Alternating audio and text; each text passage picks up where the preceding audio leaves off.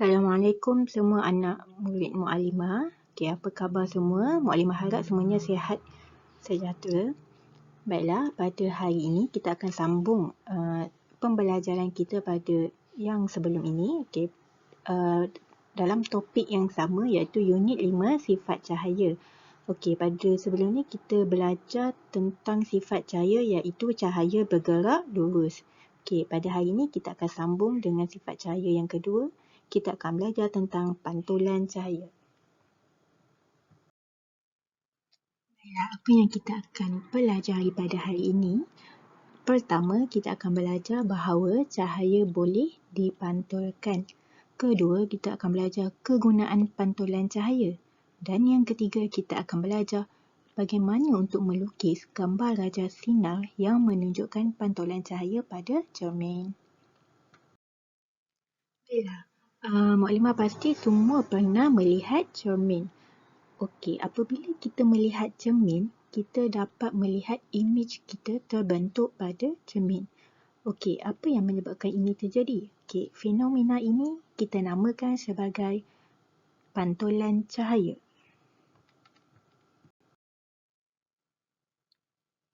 Okey, mesti semua nak tahu apa kegunaan pantulan cahaya ini. Okey, dalam kehidupan harian kita, banyak sebenarnya situasi yang melibatkan kegunaan pantulan cahaya. Okey, jadi hari ini kita akan tengok antara contoh-contoh situasi yang melibatkan kegunaan pantulan cahaya. Yang pertama, okey, siapa yang pernah pergi dekat klinik gigi? Siapa yang pernah pergi dekat klinik gigi mesti perasan yang doktor gigi menggunakan cermin pergigian. Okey, apa kegunaan cermin pergigian ni? Okey, cermin pergigian ni dia membantu doktor gigi untuk melihat keadaan gigi pesakit pada bahagian yang terlindung. Okey, seperti dalam gambar raja ni lah. Jadi, doktor tu dapat merawat gigi dengan lebih baik. Yang kedua, perasan tak dekat kedai kasut ada cermin. Apa fungsi cermin kasut ni diletakkan di kedai kasut?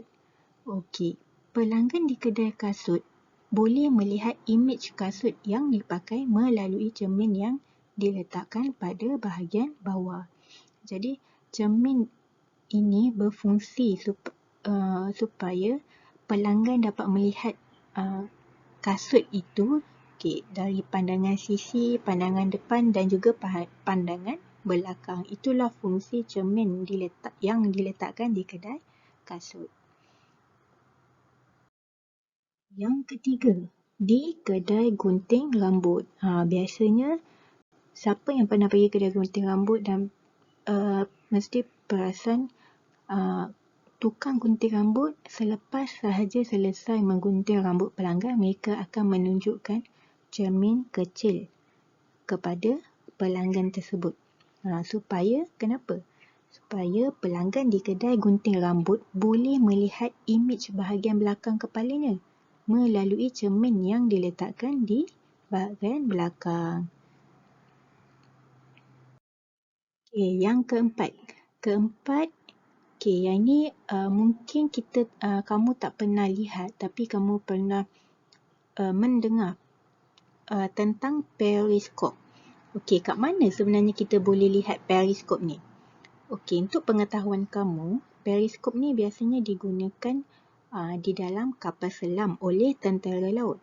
Okey, apa fungsi dia? Tentera laut boleh melihat objek yang berada di permukaan laut dari dalam kapal selam dengan menggunakan periskop ni. Maksudnya, dalam gambar raja yang besar ni, yang bawah ni, kamu akan dapat lihat itulah mesinnya yang diletakkan di dalam kapal selam. Jadi, tentera laut yang berada di dalam kapal selam ni, mereka tak berada di atas laut. Jadi, bagaimana mereka nak melihat kapal yang terletak di atas laut? Jadi mereka menggunakan periskop ini. Periskop ni bila dinaikkan, macam ni lah gambar raja atas tu.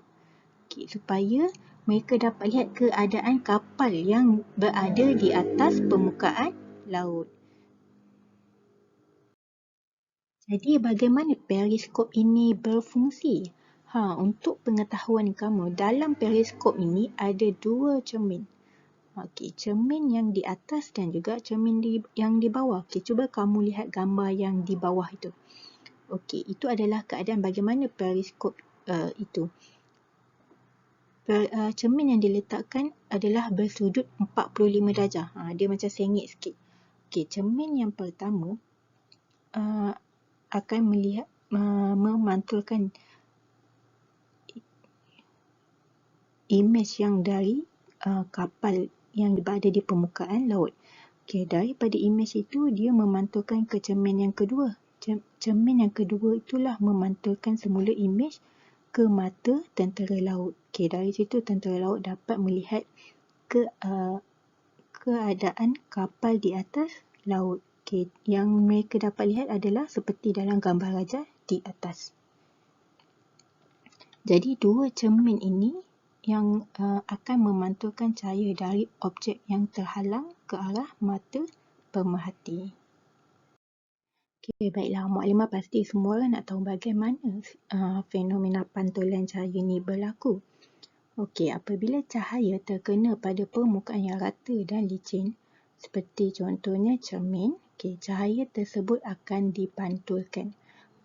Contoh, kamu lihat dalam gambar rajah ni, apabila cahaya terkena pada cermin, itu dinamakan sinar tuju. Apabila cahaya itu dah kena cermin, cermin tersebut memantulkan cahaya itu balik.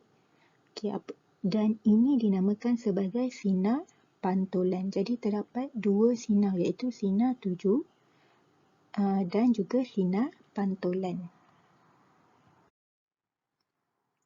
Tadi objektif kita yang ketiga ialah kita akan belajar bagaimana untuk melukis gambar rajah sinarnya.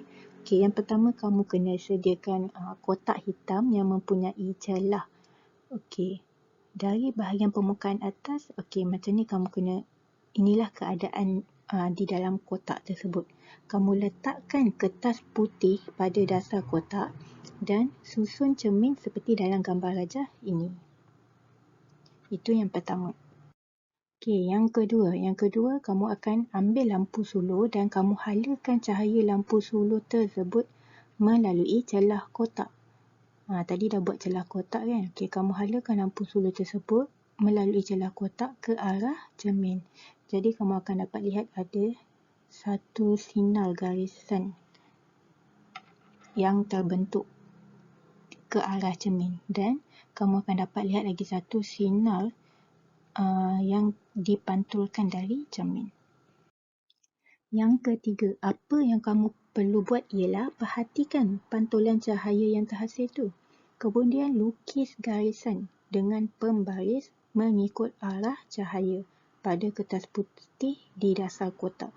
Kamu dah nampak tadi garisan arah cahaya. Kamu ambil pembaris dan kamu lukiskan ikut arah garisan tersebut.